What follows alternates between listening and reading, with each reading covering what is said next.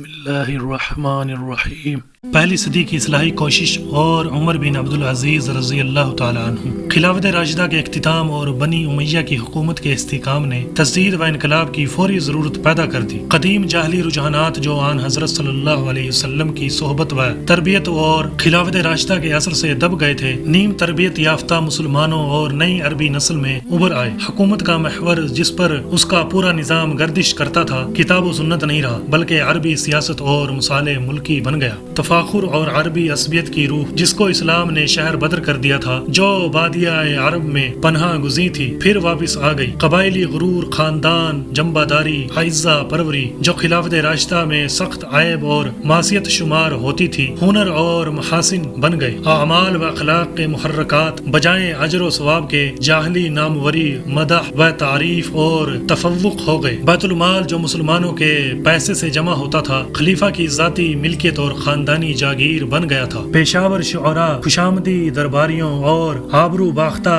مصاحبین کا ایک طبقہ پیدا ہو گیا جس پر مسلمانوں کی دولت بدریغ صرف ہوتی تھی اور ان کی بے عنوانیوں سے چشم پوشی کی جاتی تھی۔ گانا سننے کا ذوق اور موسیقی کا انہماک حد کو پہنچ گیا تھا۔ حکومت کی غلط روی اور اہل حکومت کی بے دین زندگی سے پوری اسلامی سوسائٹی متاثر ہو رہی تھی اور معترفین کا ایک طبقہ پیدا ہو گیا تھا جس کے اخلاق قدیم معترفین سے ملتے جلتے تھے۔ ایسا معلوم ہوتا تھا کہ جیسے زخم خوردہ جاہلیت اپنے فاتح حریف سے انتقام لینے پر تلی ہوئی ہے اور 40 برس کا حساب ایک دن میں پورا کرنا چاہتی ہے۔ عمر بن عبدالعزیز رضی اللہ تعالیٰ عنہ کی جانشینی، جو خود بانی خاندان مروان کے پوتے اور ان کی ماں ام عاصم فاروق اعظم رضی اللہ تعالیٰ عنہ کی پوتی تھی۔ فاروقیت اور امویت کا یہ سنجوگ اسی لیے ہوا تھا کہ بنی امیہ کے خاندان میں ایک خلیفہ راشد پیدا ہو جو حالات میں انقلاب برپا کر دے۔ عمر بن عبدالعزیز رضی اللہ تعالیٰ عنہ ہجری 61 میں پیدا ہوئے۔ وہ خلیفہ وقت سلیمان بن عبد الملک کے چچا زاد بھائی تھے اور اس کے پیشرو ولید بن عبد الملک کے اور اس کے زمانے میں مدینہ منورہ کے حاکم گورنر تھے۔ ان کی جوانی اور عمارت کو ان کی خلافت کے بعد زندگی سے کوئی مناسبت نہیں۔ وہ ایک صاحب ذوق، امیرانہ مزاج اور نفیس طبع نوجوان تھے۔ وہ جس راستے سے گزرتے تھے، دیر تک اس کی مہک بتاتی تھی کہ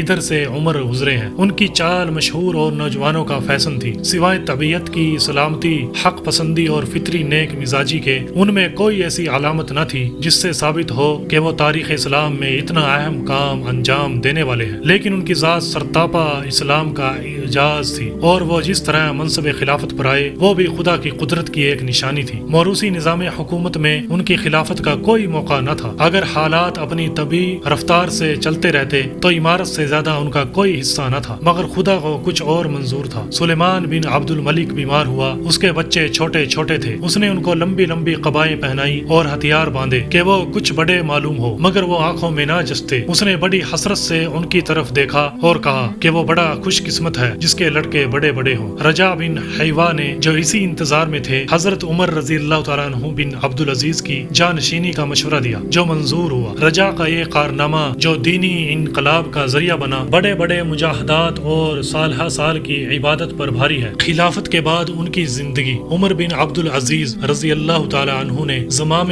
حکومت ہاتھ میں لیتے ہی بلا تاخیر ان اعمال حکومت کو معزول کیا جو سخت ظالم اور ناخدا ترس تھے۔ ان کے سامنے ساہی تذوق و احتشام اور جانشینی کا جو سامان پیش کیا گیا، اس کو بیت المال میں داخل کیا اور اسی گھڑی سے ان کی سیرت یکسر بدل گئی۔ اب وہ سلیمان کے جانشین نہ تھے بلکہ امیر المؤمنین عمر بن الخطاب رضی اللہ تعالیٰ عنہ کے جانشین تھے۔ جواری اور باندیوں کو تحقیق کے بعد ان کے خاندانوں اور شہروں کو واپس کر دیا، مظالم کا تصفیہ کیا اور اپنی مجلس کو، جس نے کسریٰ و قیصر کے دربار کی حیثیت اختیار کر لی تھی، سنت اور خلافت راشدہ کے نمونے پر سادہ اور مطابق سنت بنا دیا۔ اپنی جاگیر مسلمانوں کو واپس کر دی، بیوی کا زیور بیت المال میں داخل کیا۔ انہوں نے ایسی زاہدانہ زندگی اختیار کی جس کی نظیر بادشاہوں میں تو کیا، درویشوں اور فقراء میں بھی ملنی مشکل ہے۔ لباس میں ایسی کمی کی کہ بعض اوقات کرتا سوکھنے کے انتظار میں جمعہ میں تاخیر سے پہنچنا ہوتا۔ بنی امیہ جو ساری سلطنت کو اپنی جاگیر اور بیت المال کو اپنی ملکیت سمجھتے تھے، اب اپنا نپا تلا حصہ پاتے۔ خود ان کے گھر کا یہ حال تھا کہ ایک مرتبہ اپنی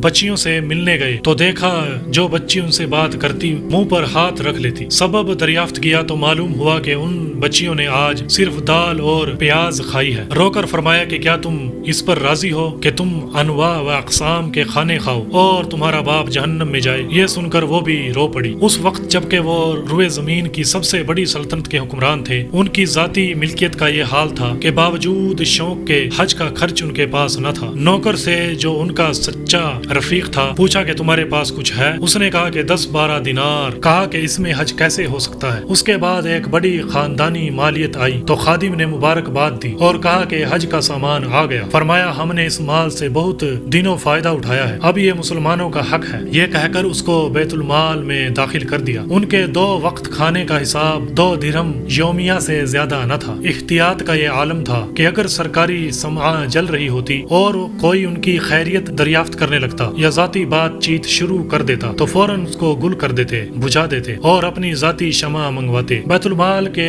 باورچی خانے میں گرم کیے ہوئے پانی سے غسل کرنے سے بھی ان کو احتراز تھا۔ بیت المال کے مشک کو سونگھنا بھی گوارا نہ تھا۔ ان کی احتیاط تنہا اپنی ذات تک محدود نہ تھی بلکہ وہ اپنے عمال حکومت کو بھی احتیاط کا سبق دیتے تھے اور ان سے توقع کرتے تھے کہ وہ بھی حکومت کے معاملے میں اسی قدر محتاط اور جز رس ہوں گے۔ والی مدینہ ابو بکر بن حزم نے سلیمان بن عبد الملک کو درخواست دی تھی کہ حسب دستور سابق ان کو سرکاری موم بتیاں اور قندیلیں ملنی چاہیے۔ سلیمان کے انتقال کے بعد یہ پرچہ عمر بن عبدالعزیز رضی اللہ تعالیٰ عنہ کے ملاحظے میں آیا۔ آپ نے لکھا کہ ابو بکر مجھے یاد ہے کہ تم اس عہدے سے پہلے جاڑے کی اندھیری راتوں میں بے شمع و موم بتی کے نکلتے تھے۔ تمہاری وہ حالت اس حالت سے بہتر تھی۔ میرے خیال میں تمہارے گھر کی موم بتیاں اور قندیلیں کافی ہیں، انہی سے تم کو کام لینا چاہیے۔ اسی طرح کی ایک درخواست جس میں سرکاری کام کے لیے کاغذ طلب کیا گیا تھا، لکھا کہ قلم باریک کر دو اور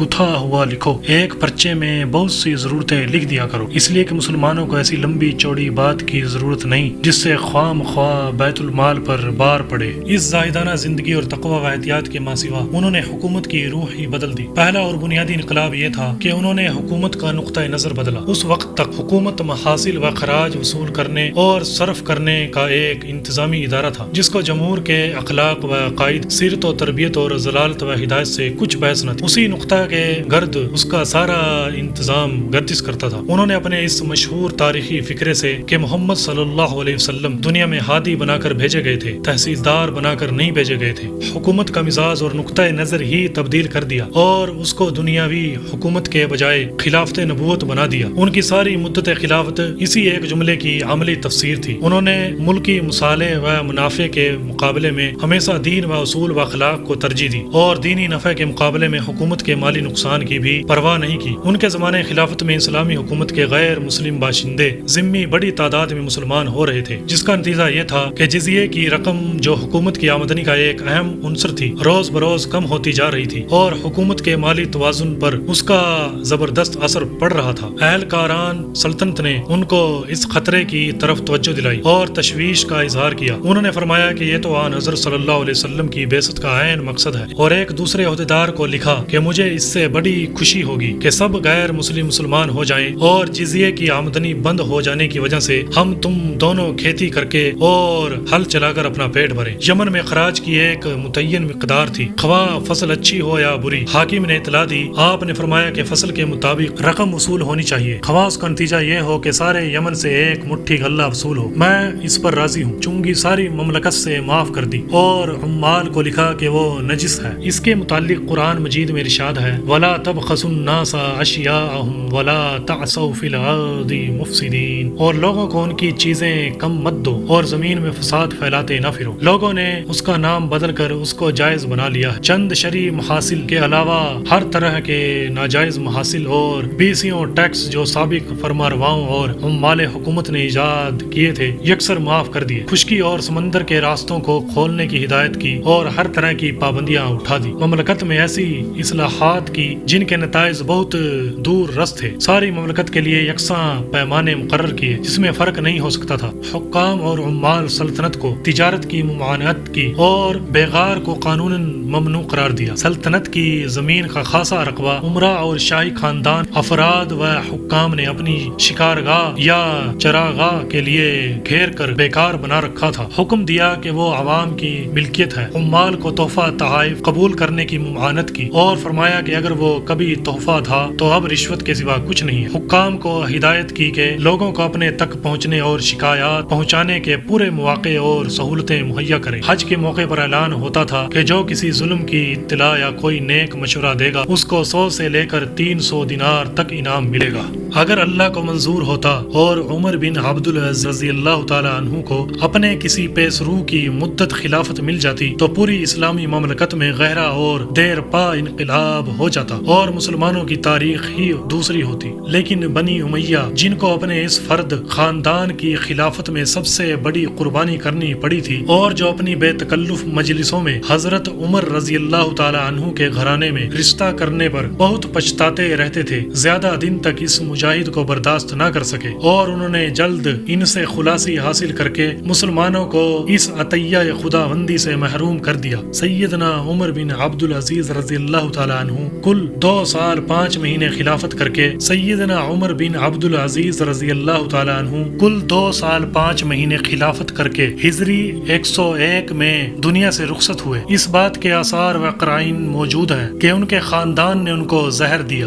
اللہم ارحم محمد صلی اللہ علیہ وسلم۔